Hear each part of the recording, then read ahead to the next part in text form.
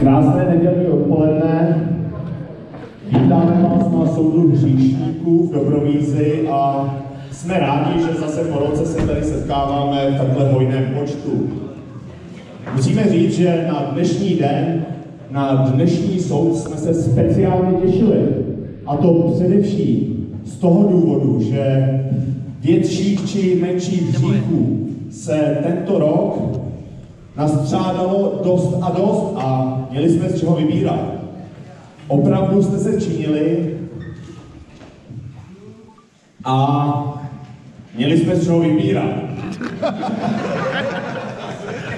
Protože jsme si, možná je to naše chyba, ale nechali jsme si seznam dnešních hříchů zkontrolovat od vyšších soudců a zasáhla cenzura. V našem zájmu není na vás vytahovat nějakou špínu, na to, že špínu ilegální.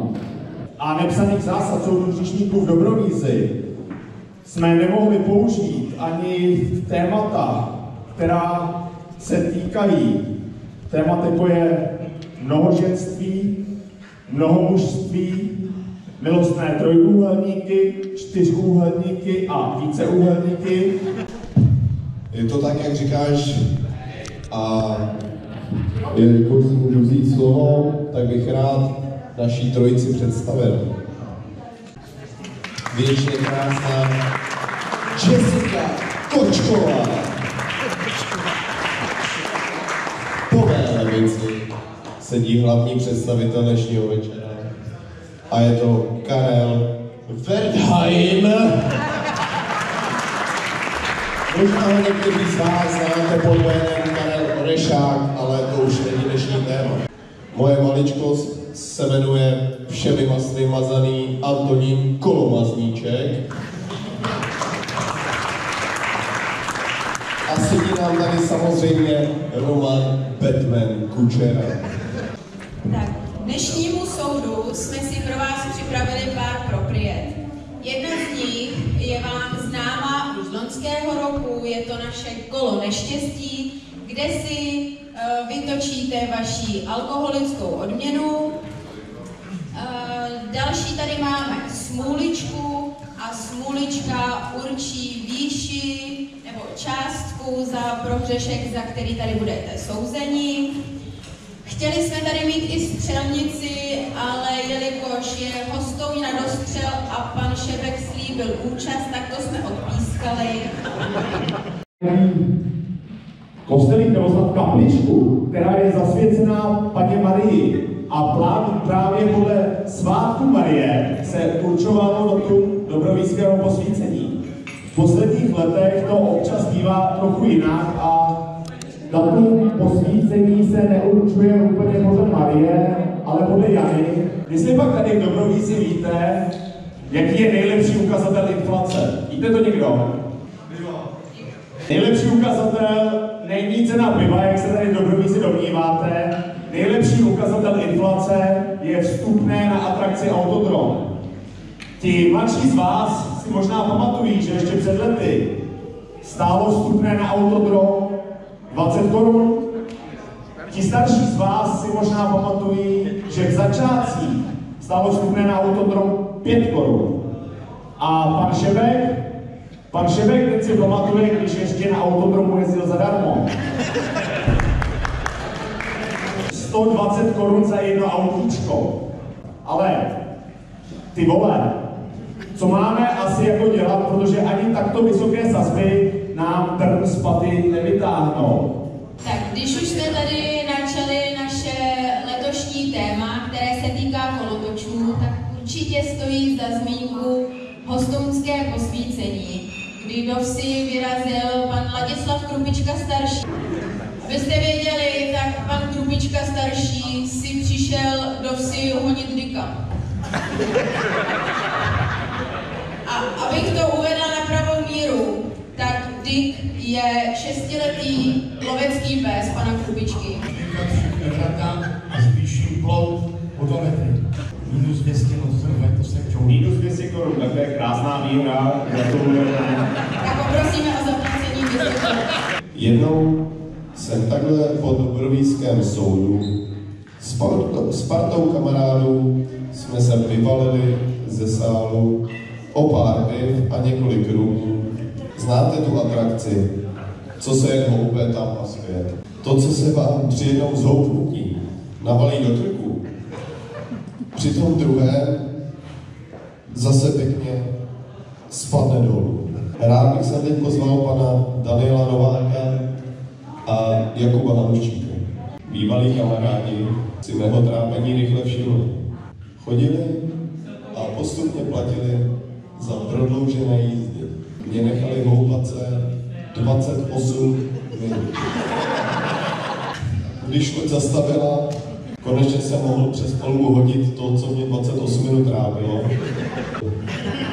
Takže vás poprosím, vylosujte si naši smůličku.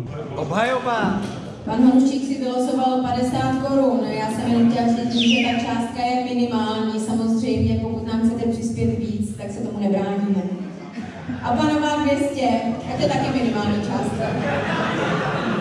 A samozřejmě, pánové, ještě vás poprosím, smůlička není všechno, ještě tady máme kolo neštěstí, že byste si mohli zatočit oba, děkujeme. To se vyplatí za 50. Pan Novák vyhrává tatranský čaj. Gratulujeme. Tak další na pořadí jsou brzké a pozdní příchody. Ti, co se přežrali na oběd a šli si lehnout, přišli pozdě a ty, co se nemohli dočkat piva, tak přišli brzo. Pan Přemek Bouška, to je zrovna ten případ, který měl žízeň, 14:10. Další je tady 14:38, Pinda Hromádka, 14:38, tak s panem Pindou přišla Jana Kindlová. Ve 14:40 pan Benáčan s manželkou. Další ve 14:43 Martin Ryneš s manželkou +2. Netuším, co to je, ale vemte sebou. 15:08 Michal Hanuščík. 15:08 Pavel Souku s Marlenou. 37 Jarda Voukal se Sandrou. A dále byla napráskaná ještě paní Lenka. Pepa, to je kurva. Nebudeme jmenovat, kdo vás napráskal, ale nevím, z vás to má zajímat. Všechny kauzy, které dneska probírá, se zakládají na neskutečných událostech. Výtěžek z dnešního soudu poputuje opět na dobrou věc a z vybraných peněz se všichni soudci dneska večer ožereme. Ne, dělám si samozřejmě legraci. Z vybraných peněz se ožereme až příští týden, protože dneska už bychom to proplastat nestihli. Mužstvo, které je Sokol Dobrovíz, v minulé sezóně postoupilo do první A třídy a jedná se tak opravdu o úctyhodný počin, protože takto vysoko se v celé historii obce fotbal nikdy nehrál. Fotbalisté si byli schopni zajistit postup k kýžený postup dlouho dopředu. Dokonce 4 kola před koncem soutěže už měli dostatečný náskok 12 bodů a mohli tak slavit s předstihem. Když se toto dozvěděl, starý harcovník, pan Láďa Krupička starší, okamžitě přispěchal s nápadem a hráčům radil. Cituji. Nebuďte blbí, ty poslední zápasy prodejte a vydělejte si nějaký peníze na rozlučku. Nebuďte blbí. Vrcholem ostudy bylo, když na půdě posledního Zaminova uspořádali karlovarskou losovačku o pozice, na kterých jednotliví hráči nastoupí. Dokonce paní Hlužová se z předvedeného výkonu fotbalistů psychicky zhroutila a následně vyhlásila bojkot a odstoupila z dobrovíského fanklubu demonstrativně na dobu 1 týdne. Toto je jen malá kaňka na jinak zcela úspěšné sezóně, takže my chceme za nás osobně poděkovat, protože jsme rádi za tyto excesy. Tak se zeptáme alespoň vás. Plánujete postupovat? Pane trenér, můžete zodpovědět otázku? Vůbec ne, spíš jsme si říkali, že bychom něco stoupili. Děkujeme za názor. Co myslíte, paní Hlužová, popřála byste něco teda fotbalistům do další sezóny? Hodně úspěchů a chceme vidět, aby pokračovali tak dál, jako hráli teďka naposled. A ne, aby prohrávali. Přejeme jen hodně štěstí a zdaru. 100 korun, děkujeme. Krát 10, to už něco udělá.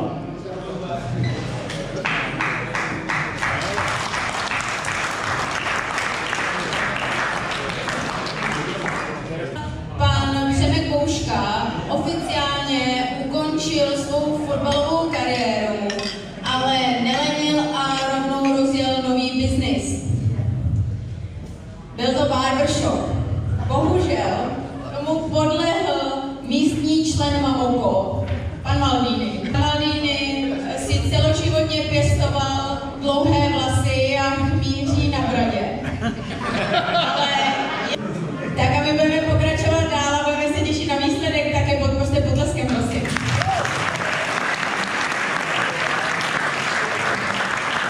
Proto bych se rád pozval paní starostku Janu Krupičkovou a paní masérku Hanu Krupičkovou. Taky vás tak jako mě zaujalo délka ohňostroje? Chvíli jsem nevěděl, jestli jsem v Las Vegas nebo právě v Dobrovízi na hřišti. A kdo z vás, tak jako já, koukal na celý ohňostroj, určitě si taky aspoň jednou řekl, ty vole, mě bolí za krkem. A máme to komplet. Telefon paní masérky Hanky Krupičkové druhý den. Ne a ne přestat vyzvánět.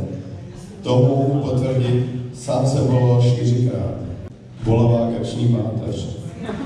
Tak si myslím, že z tohoto ryta nám do kasičky taky něco kápne. 50 korun. 50 korun krát 2. Krát 5.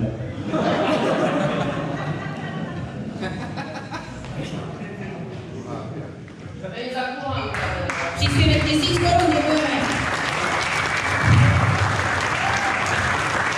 Tak a další v pořadí tady máme soutěž. A pozbírala jsem ve spolupráci několika z vás pár fotek místních dobrovíských občanů. Je někdo, kdo se hlásí dobrovolně? Výborně, tak vyberu já. Poprosím Marušku Velkovou, aby přišla za náma. Možná pan Jarda Boukal by taky jako protože už přece jenom tady... Pan Boukal přijde za náma. Starší samozřejmě, pozej zpátky. Další si vezmeme Lutáš Novák. Libovajte soutěže. Tak udějte řadu. Prosíme vás z publika, abyste nenapovídali, i když někdo bude vědět, o koho se jedná. Nechte si to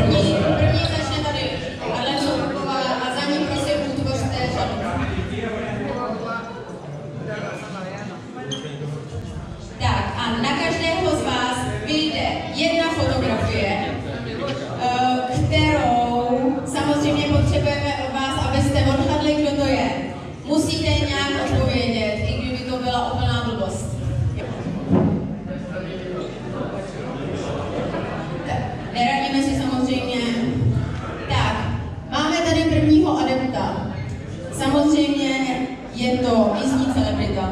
Hezky, to bylo třetího nebo třetí, teď si nejsem úplně jistá. Můžu říct Soukup? Ano, je to Pavel Soukup.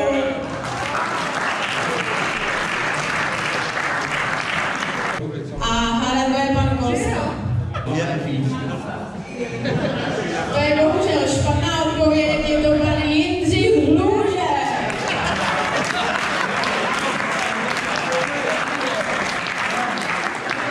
A další je tady pan Voukal. Proto tady máme teda taky voříšek. Ano, je to Tomáš Lep. Musíme se přiznat, že loňský rok jsme ještě byli trochu nervózní a není divu, protože to byla naše premiéra, takže jsme nakonec byli rádi, když se soud jakž takž povedl a od vás, dobrovízáků, jsme dostávali pozitivní recenze. My si tady dneska společně s vámi můžeme přečíst ty reakce a třeba na ně zareagovat. Tak, ohlas číslo 1. Naši nástupci to soudcování úplně nezvládli. My jsme bývali mnohem lepší a to ve všech ohledech. Nedodržovali historické tradice soudu hříšníků, zapomněli odjet v soudcovském autě a ani neodsoudili oba hostinské. Máte samozřejmě pravdu, ale chybovat je lidské a kdo by jsme byli my, abychom ty chyby opakovali. Proto bych sem ráda pozvala zástupce firmy Mamoko, pravděpodobně pana Trubičku Luboše. Poprosím teda pana Hostinského, aby nám přispěl do truhly dle svého uvážení i za loňský rok. Asi 1700.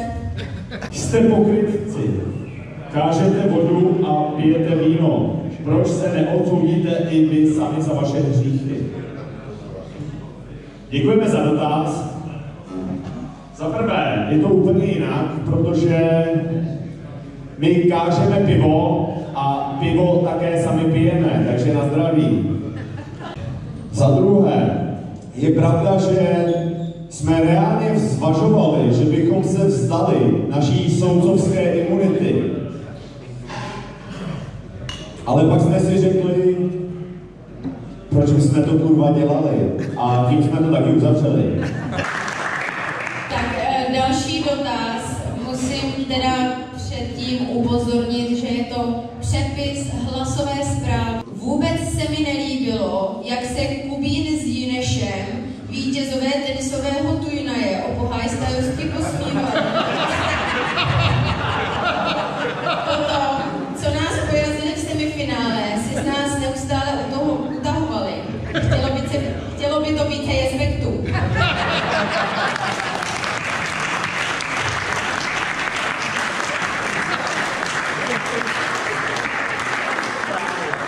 V srpnu se pořádal opět pravidelný tenisový turnaj o pohár starostky obce a letos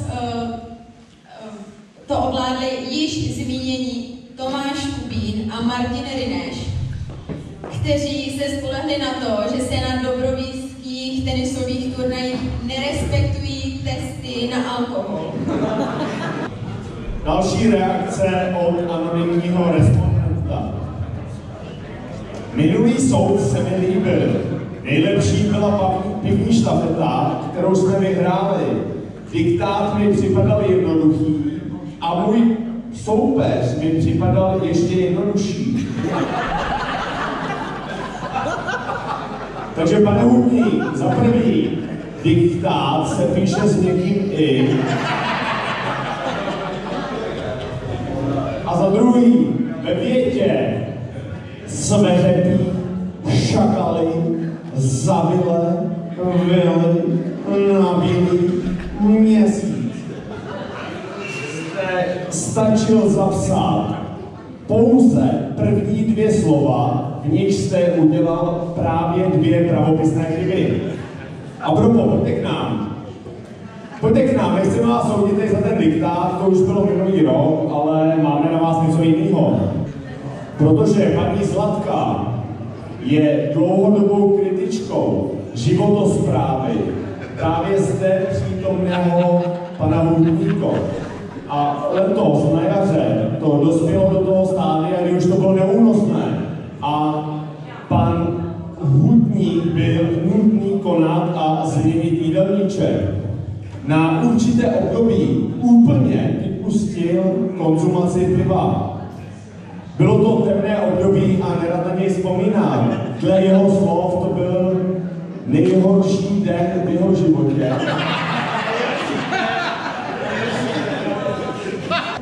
Jeden z nejnaštěvovanějších stánků na dobrovíckém open airu, takzvaný bar u dvou přátel, se známou dvojicí panem Jakubem Hanuščíkem a panem Lukášem Krupičkou. Pánové, poprosím, pojďte sem k nám. Tato dvojice se rozhodla nám, ale hlavně vám, ukázat něco ze svého barmanského repertoáru.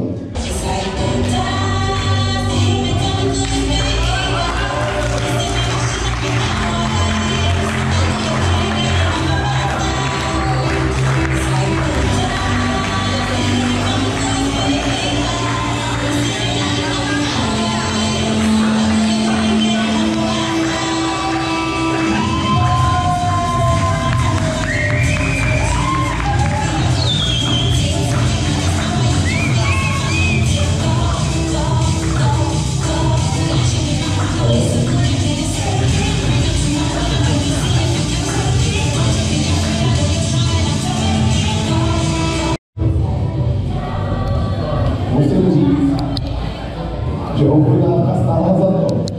Nechám to tady. Že za ztrátu lístku je 2000 korun, takže se vám to vyplatí. Ale 10 000 plus už je trošku přes čáru, nemyslíte? Já poprosím pana Hanuščíka, jestli by mohl přidat mikrofon. Zeptám se přímo pana Krásy. Stává se vám to často, že takhle zapomenete zaplatit? Mně se to rozhodně nestává. Já si myslím teda, že došlo k nějakému nedorozumění. Já jsem bohužel na tuto party vzal i syna. On byl poprvé, takže byl neskušený. A vzal jsem manželku a ta zase naopak je zkušená. Takže nebyl to váš plán. Za mě tam je 35 korun, to byla Malinovka. To jsem měl já, teda, to si pamatuju. A zbytek už si nepamatuju.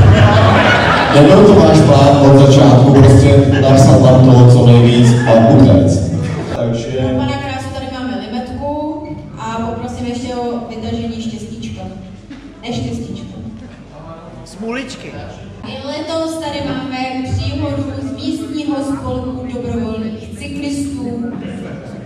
Zase ze Šumavy a zase jedním z hlavních hrdinů je pan Karel Mareček, který za námi.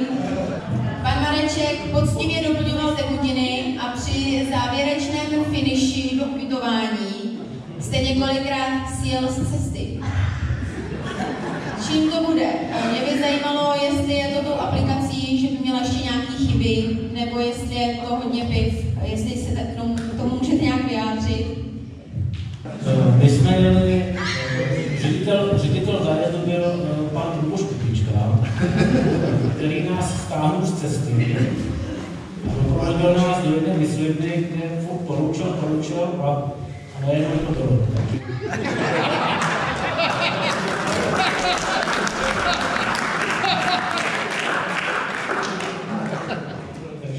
Takže myslím, že ředitel zájezdu trošku na nás to.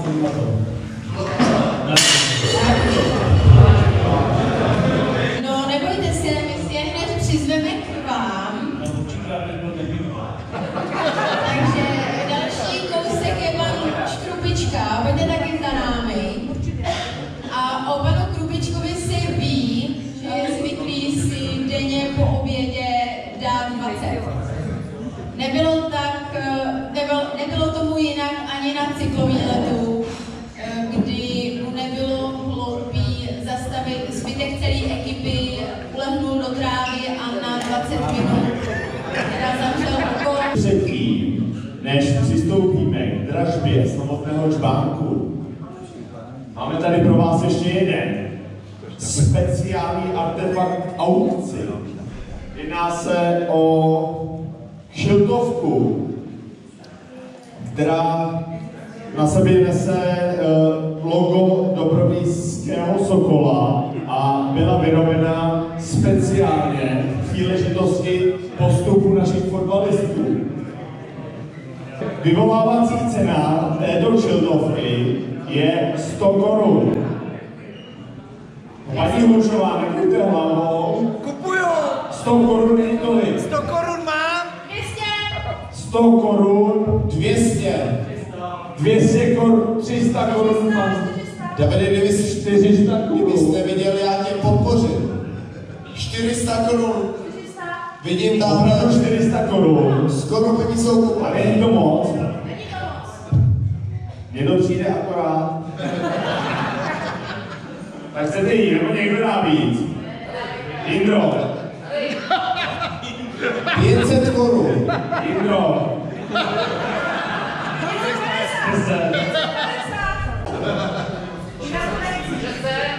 600 korun. Pan Čobajka. Dá někdo víc než 600 korun? Takže 700 korun poprvé. 800 korun. Těžká konkurence. Okamžitě přistála nabídka na 850 korun. Tak to se vraťte. 900 korun. Pan Čobajka. 950 korun. Děkujeme, už to vypadá, že tady trošku osobní. 1000. Za 15 po druhé. Za 15. Pro na třetí.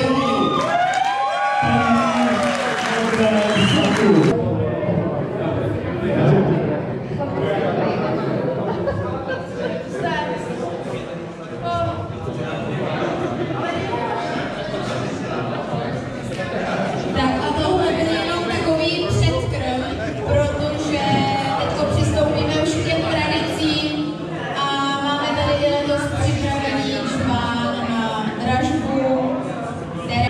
Takže vyvolávací cena toho čbánku, přátelé, tím, že opravdu prémiový je 1200 korun.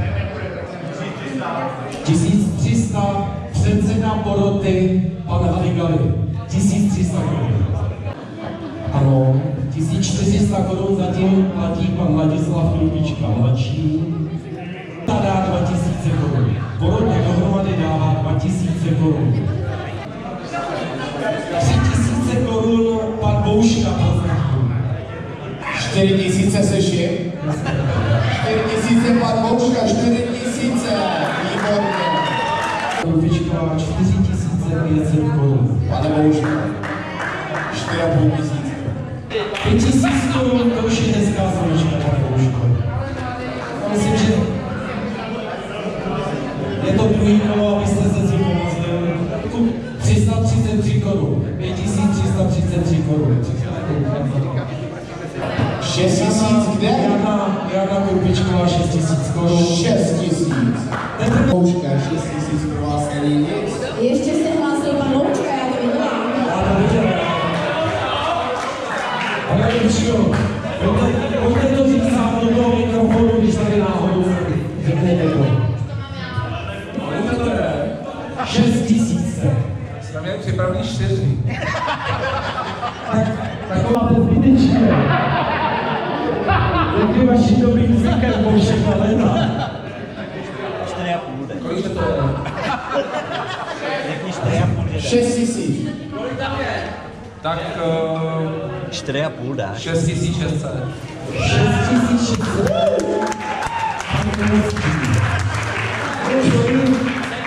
6600.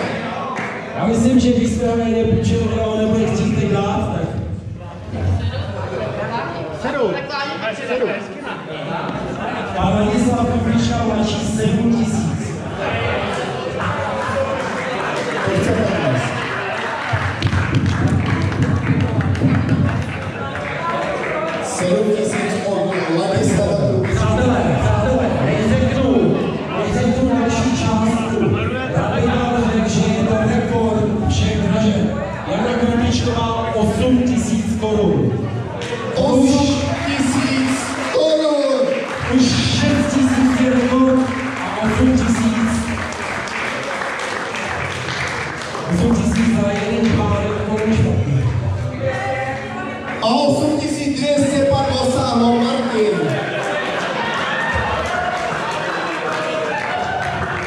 Opravdu? Takhle, pan Gonzalo Martin poslední půl hodinu jenom běhne hlavou, takhle byl. A pan Gonzalo Josef má pod sebou 200 korun, tak si může sebrat. Martin, 8200.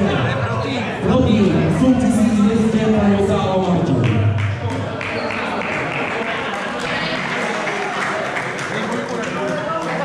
Jsem 1200 pan Gonzalo Martin. Tak dáme kolik.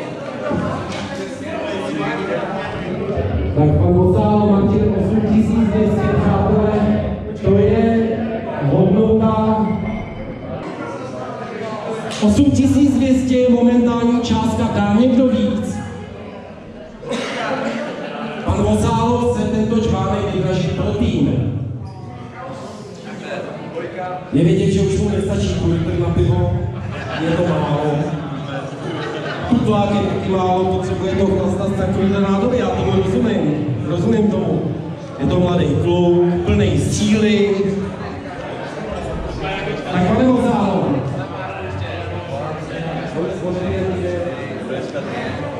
8200. 8200.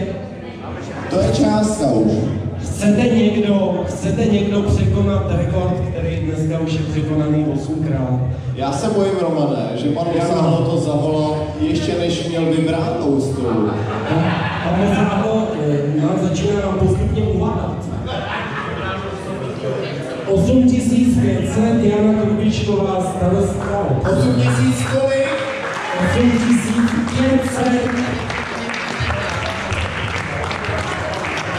Ale Gonzalo, máme na to reakci. 8500.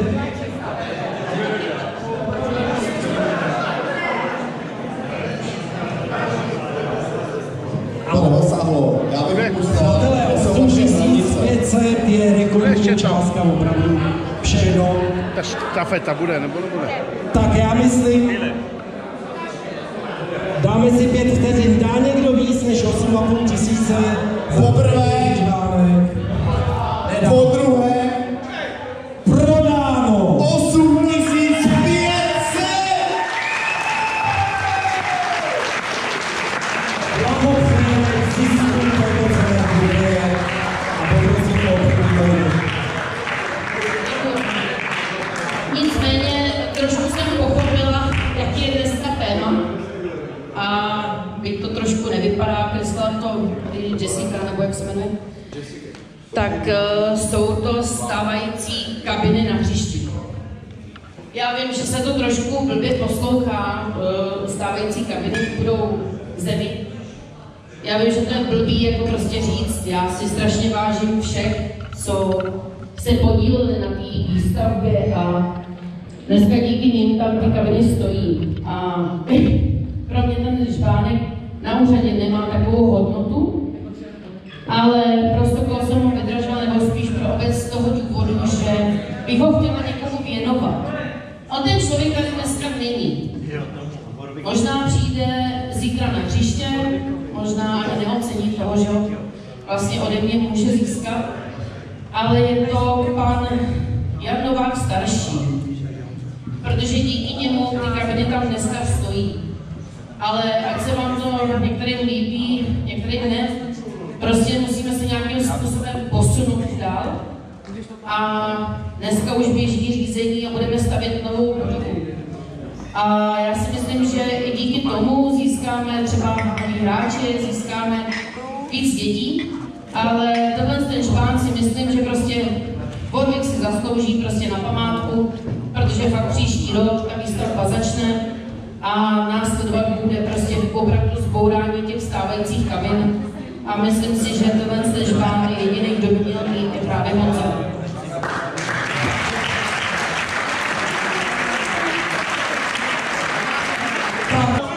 Letos v létě se nám tady dalo dohromady určité pofidérní seskupení dobrovístních občanů. A členové tohoto seskupení si začali říkat čučkaři. Ano, čučkaři. Vidím, že už někteří reagujete, Takže předpokládám, že jste se s nimi setkali, nejspíše někde v okolí tenisových kurtů, ještě spíš v hospůdce na hřišti. Důvodem vzniku tohoto uskupení nebyla ani tak láska ke sportu nebo vášeň k tenisu jako takovému. Tam šlo spíš o jakési zamaskování jejich alkoholových výkyvů, jejich alkoholových dýchánků a jejich úniků z domova. Bez toho, aniž by kdy v minulosti tenis hráli nebo se o něj jakkoliv zajímali, si pořídili tenisové vybavení, nebo kdyby si náhodou opravdu chtěli zapínkat nedbalosti a vznětlivé povaze jednoho ze členů, konkrétně Tomáše Lva, podrobnosti k rozmlácení rakety vám tento vám tento čučkař na požádání zodpoví sám. Mezi čučkaři je i jeden velmi talentovaný mladík s vysokými IT schopnostmi, který pracuje pro velkou mezinárodní společnost jako IT technik a věřím, že tento schopný mladík vymyslí rezervační systém schopný a životaschopný pro naše tenisové kluby. Děkujeme za názor a teď už bychom si sem pozvali i zbylé členy čučkařů. Takže jmenovitě Nela Renešová, Sandra Boukalová, Tomáš Lev, Pavel Veselý, Standa Veselý, Standa Kováš, Martin Pospíšil, Donička Piška, Jan Komárek, Jiří Černák, Jiří Šesták a Pavel Soukup. Chceme se ujistit, zda všichni členové, jak tady stojí, mají řádně zaplacené členské příspěvky a řádně tak hradí pronájem kurtu. Ano, pan Tomáš Lev dostal od nás individuální nabídku, velkou slevou, dnes na to přistoupil a ten nabídku dodatečně zakoupil. Takže poprosím 100 korun všechny čučkaře.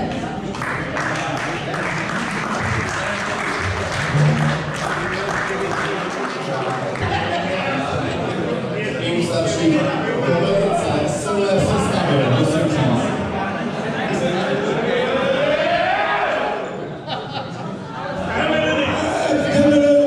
Sleduje to za 3,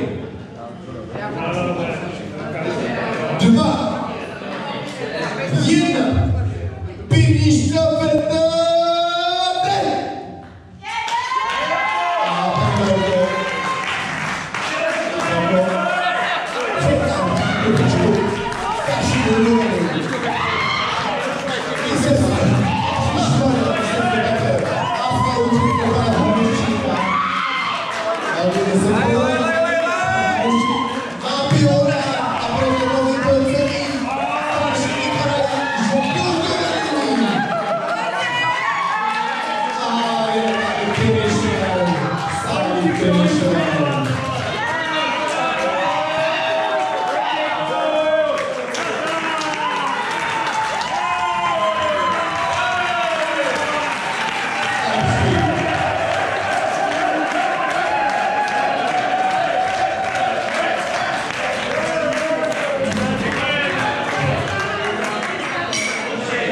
Já jenom musím říct mladý. Máme tady poslední část našeho programu, jak již tradičně následuje volba pivního konzumenta za uplynulý rok. Jako každoročně zlatý hřeb soudních řečníků a to je volba pivního konzumenta. Já vás poprosím, abyste mi věnovali chvilinku pozornosti. Já velmi děkuji porotě za tu čest, že mohu vyhlásit pivního konzumenta. Ještě předtím, než se s váma porota rozloučí potom, tak bych jim moc rád vašim jménem poděkoval za projev, který prezentovali. Obou pánům děkuji za to, že se inspirovali u mých kolegů, pana inženýra Krásy a pana Trubičky, který taky občas stěží dožili konce pěkné hodinky pod vlivem alkoholu. Je vidět, že to umíte taky tak. Tak my vám děkujeme, bylo to fajn, pak se rozloučíte sami. Tak, teď to bude probíhat tak jako každoročně, já tady přečtu ten strojopis, který je propálený s cigaretama i starý víc než 50 let. Pěkný konzument roku se volí jedenkrát za rok, a to vždy o svou hříšníku. Je vybírán porotou za konzumentů během celého dlouhého roku. Dnes bude vybrán jeden z vás. Předálen čvánem do celoročního držení. On si musí vážit pocty a zvážit sám její hodnotu. Nejen za uplynulý rok, ale i za svůj krátký život. Jeho povinností o něj bude řádně pečovat i po celý rok. Čván pěknýho konzumenta mu může být za rok odebrán, ale i ponechán. To je na jeho vůli. Jeho povinností dále bude o jeho svátek plnit ději a kamarádům podávat jim, ovšem pouze pivním okem v místních restauracích. Toto opakovat i za rok při dalším soudu zjištění. My mu popřejeme pevného zdraví a toto někdy povolené, ať pivo upevní a spraví. Vám děkuji za nějakou duš, prosím.